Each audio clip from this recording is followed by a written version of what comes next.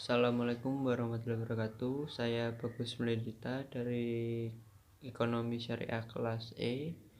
Di sini saya akan menjelaskan tentang pemberian kompensasi mata kuliah Manajemen Sumber Daya Manusia.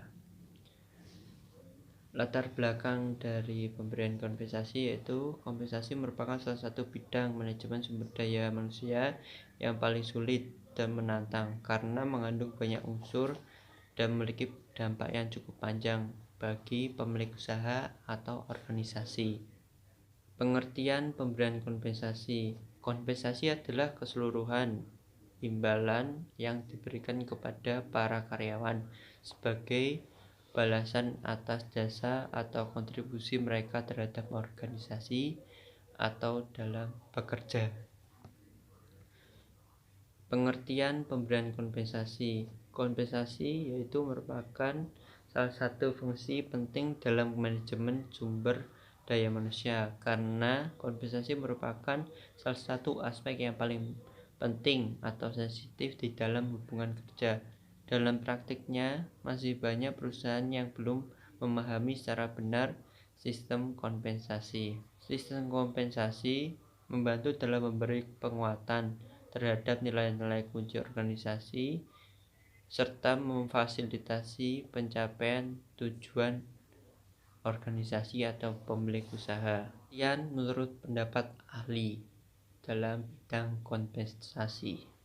Menurut Singo Dimijo, kompensasi adalah semua balas jasa yang diterima seorang karyawan dan perusahaannya sebagai akibat dari jasa atau tenaga yang telah diberikannya pada perusahaan tersebut. Selanjutnya, menurut William B. Werder dan Kate Davis, kompensasi adalah apa yang seorang pekerja yang menerima sebagai balasan dari pekerjaan yang diberinya. Saya lanjut, yaitu tujuan kompensasi. Tujuan yang ingin dicapai atau minimal kegiatan tersebut diusahakan mengarah atau mendekati hal yang ingin dicapai.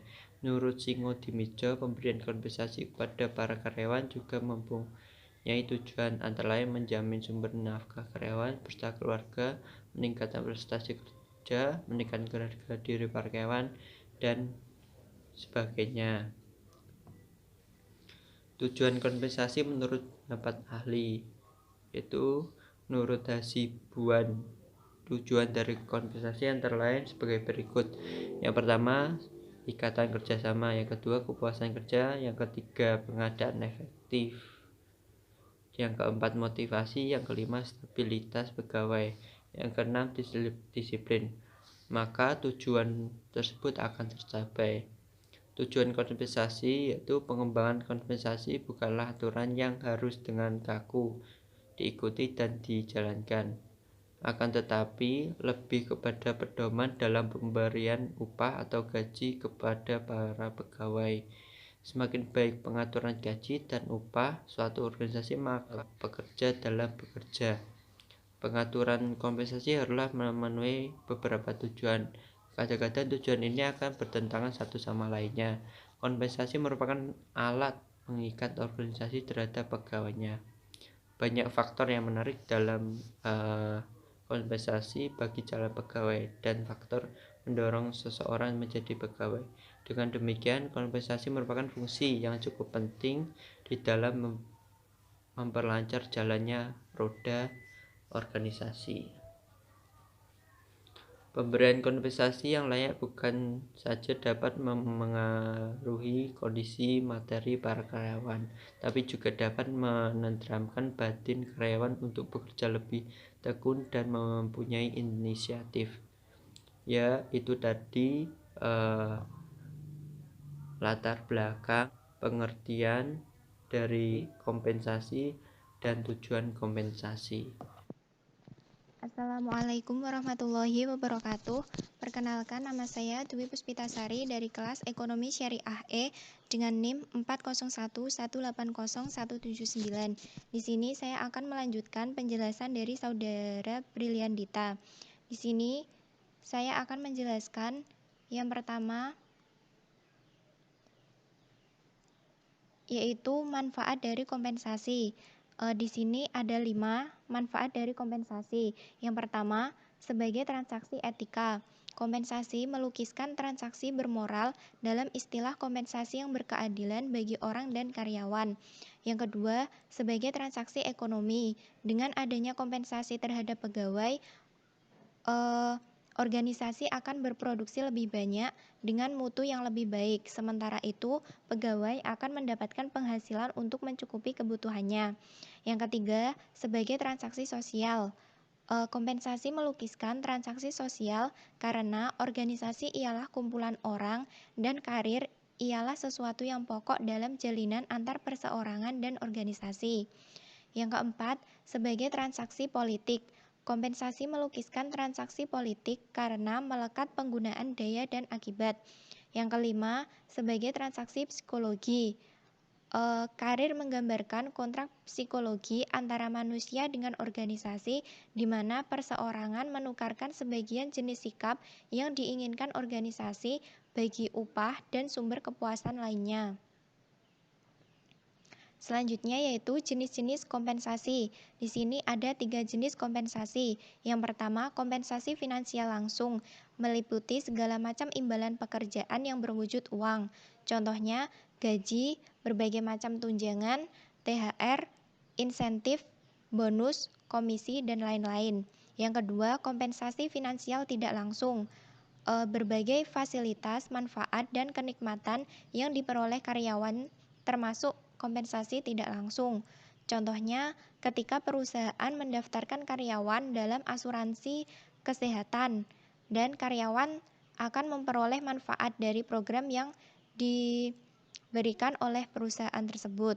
Contoh lainnya adalah berbagai fasilitas seperti mobil dari perusahaan, rumah dinas, akses internet, dan lain-lain. Dan yang ketiga adalah kompensasi non-finansial. Kompensasi ini tidak berwujud uang dan tidak ada kaitannya dengan uang, namun nilainya sangat positif dan sangat bermanfaat bagi karyawan. Contohnya adalah perusahaan memberikan pelatihan kemampuan secara berkala bagi karyawannya. Kredibilitas nama perusahaan juga menjadi kompensasi non-finansial bagi karyawan, karena reputasi organisasi bisnis dapat meningkatkan kredibilitas individu. Dan yang terakhir adalah komponen kompensasi. Di sini ada 4 komponen dari kompensasi. Yang pertama yaitu gaji. Gaji adalah balas jasa dalam bentuk uang yang diterima karyawan sebagai konsekuensi dari kedudukannya sebagai seorang karyawan yang memberikan sumbangan tenaga dan pikiran dalam mencapai tujuan organisasi. Yang kedua adalah upah. Upah merupakan imbalan finansial langsung yang dibayarkan kepada karyawan berdasarkan jam kerja, jumlah barang yang dihasilkan, atau banyaknya pelayanan yang diberikan. Yang ketiga, insentif. Insentif merupakan imbalan langsung yang dibayarkan kepada karyawan karena kinerjanya melebihi standar yang ditentukan. Dan yang terakhir adalah fringe benefit. Fringe benefit merupakan kompensasi tambahan yang diberikan berdasarkan kebijakan perusahaan terhadap semua karyawan sebagai upaya meningkatkan kesejahteraan karyawan. Nah, di sini saya akan melanjutkan penjelasan dari Mbak Bibit, yaitu faktor-faktor yang mempengaruhi kompensasi. Di sini ada beberapa hal. Yang pertama itu penawaran dan permintaan.